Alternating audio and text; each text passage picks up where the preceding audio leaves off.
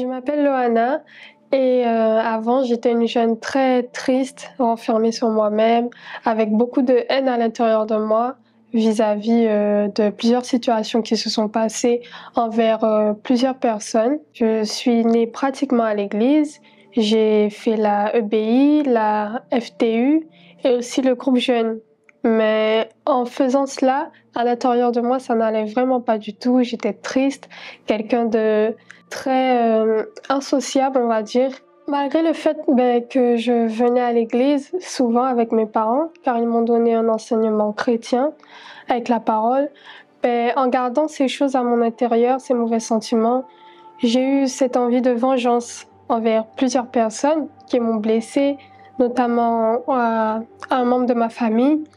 Et cette vengeance, elle a causé beaucoup de mal à l'intérieur de moi, car je voyais vraiment noir et je n'arrivais pas à rester dans la même pièce que cette personne. Au point où je parlais pas, je disais rien à personne, je gardais tout pour moi, je restais renfermée dans ma chambre, limite des fois je pleurais des larmes avec des idées de vengeance vraiment cruelles et cela m'affectait.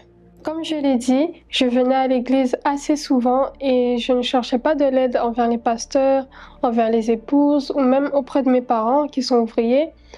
Je gardais tout cela en moi, pour moi toute seule. En fait, j'avais peur de parler. Je voulais pas parler, j'avais peur. Je ne savais pas ce que les gens allaient penser de moi parce que j'étais quelqu'un qui me posait beaucoup de questions par rapport au jugement des autres.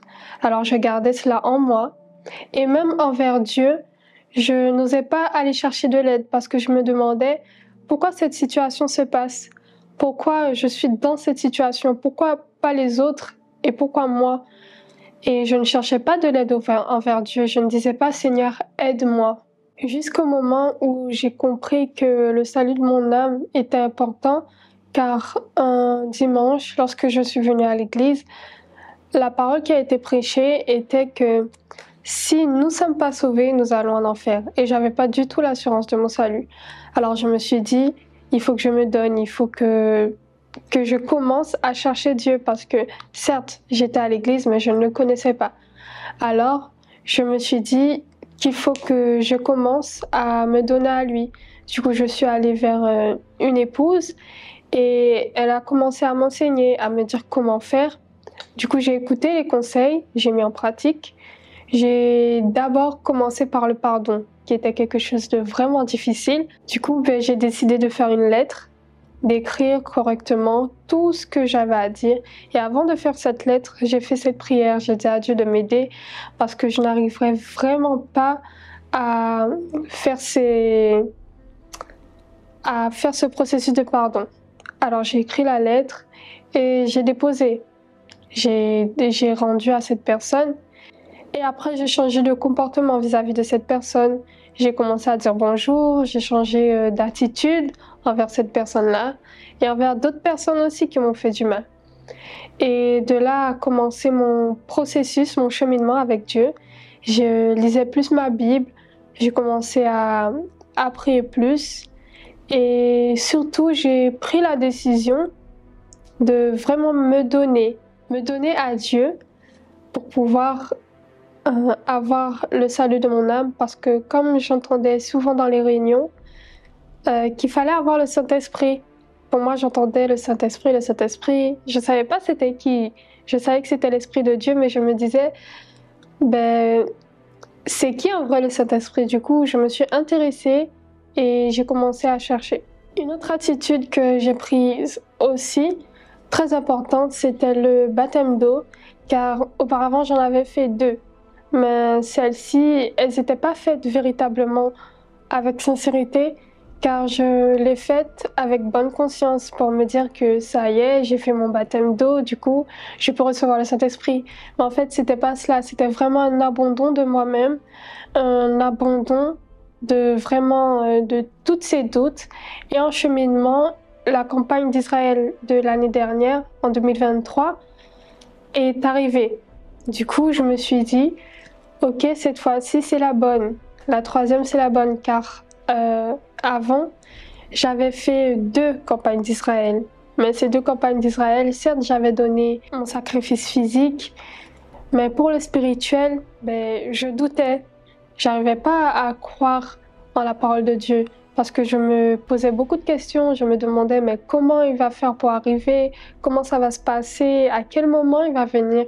Je me posais beaucoup de questions, mais la dernière campagne d'Israël que j'ai faite, j'ai vraiment pris cette décision de croire.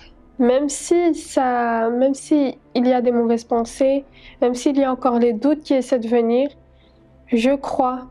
Pour la campagne d'Israël, j'ai remis entre les mains de Dieu le fait de croire et de continuer à chercher la présence de Dieu la nuit à 3 heures du matin en suivant les propos aussi de prière et mon sacrifice physique. J'ai fait cette prière à Dieu et j'ai dit à Dieu, Seigneur, même s'il y a des mauvaises pensées, je vais donner mon tout sur ton autel. J'ai déposé ce dimanche 17 décembre 2023 et je ne l'ai pas reçu tout de suite sur l'autel. Je suis descendue, le pasteur a appelé pour faire la recherche du Saint-Esprit. J'ai cherché, là sont venues les pensées de doute. Mais je me suis dit que vraiment il faut que je croie en fait. Il faut que je croie parce que je ne peux pas donner une parole à Dieu et reculer juste après. Du coup je me suis dit, je crois, je continue ma recherche et c'est de là qu'est venu le Saint-Esprit qui est venu me combler véritablement parce que j'étais vraiment vide. Je me disais que si je mourais un jour en étant dans la vie que j'étais, je serais allée directement en enfer et je ne serais pas sauvée. En connaissant la parole, je ne serais pas sauvée. Alors, ce jour-là, j'étais vraiment heureuse. Jusqu'à maintenant, d'ailleurs, j'étais vraiment heureuse. C'est lui qui m'aide, qui me console. C'est lui qui m'aide tous les jours, malgré mon caractère, parce que j'ai ma personnalité, certes. Mais il m'aide, il m'enseigne et il me guide.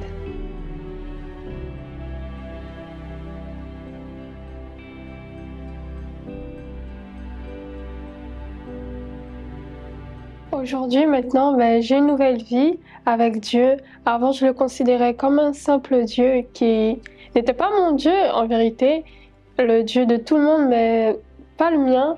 Mais maintenant, je le considère vraiment comme mon ami, mon meilleur ami. Et je parle souvent avec lui, même les problèmes par lesquels je passe, moi qui n'osais pas parler, je parle plus avec lui qu'avec d'autres personnes. Et avec ma famille, ça va mieux. Parce que maintenant, il y a cette entente, en fait. Il y a plus ces conflits qu'il y avait avant. Il y a plus ces cris qu'il y avait à la maison avant. Maintenant, cela va mieux. Et dans mon caractère aussi, cela a changé parce que, comme je l'ai dit, j'étais une personne très renfermée. Des fois, j'étais méchante avec moi-même. Et maintenant, cela va mieux. Je pleure plus pour rien. Je ne suis plus triste. Au contraire, je suis heureuse et maintenant, je vis ma vie avec Dieu.